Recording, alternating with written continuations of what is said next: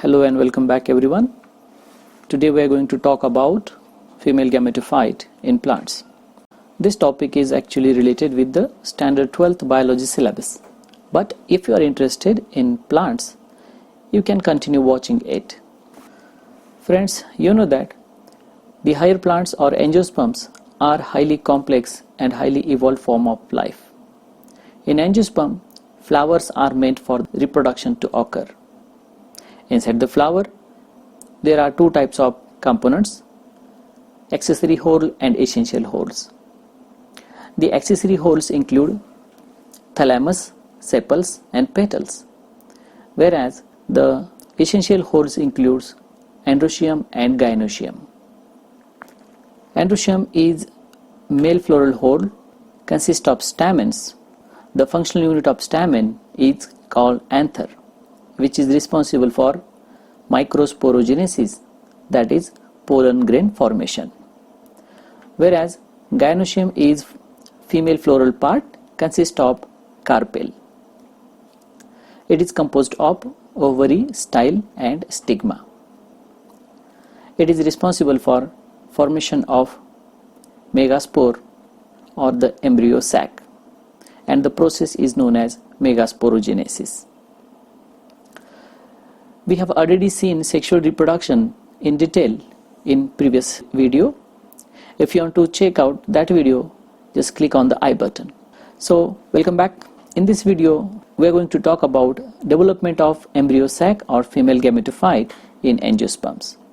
When you look at the structure of ovule, you will find it has a central tissue called as nucellus, surrounding by number of integuments, and the whole structure that is called as body is supported by a funiculus with the help of raphe. Now this particular structure is anatropous type of ovule, where the micropyle is inverted downward, whereas its opposite end is called as chalaza, which is non-fertile part. During the maturation of flower, a diploid hypodermal cell from the nucellus at micropylar end gets differentiated to form archisporium. Mostly it is a single cell, but sometimes there is a group of cells called as primitive cells which directly functions as megaspore mother cell or MMC. In this diagram you can see how a single megaspore mother cell undergo meiosis and finally a functional megaspore is produced. So in the beginning, megaspore mother cell undergoes meiosis to form 4 haploid megaspores. Out of these 4 nuclei, the nuclei which is located in the center or towards the chalaza remain functional, while remaining 3 nuclei towards the micropylar end get degenerated. The existing cell is now called as functional megaspore. It is the first cell of female gametophyte. Now this particular cell you can see in the third diagram, which is left behind, is called as functional megaspore. Now this cell has to undergo further development so as to produce embryo sac. Later on, functional megaspore undergo enlargement and followed by 3 successive mitotic divisions.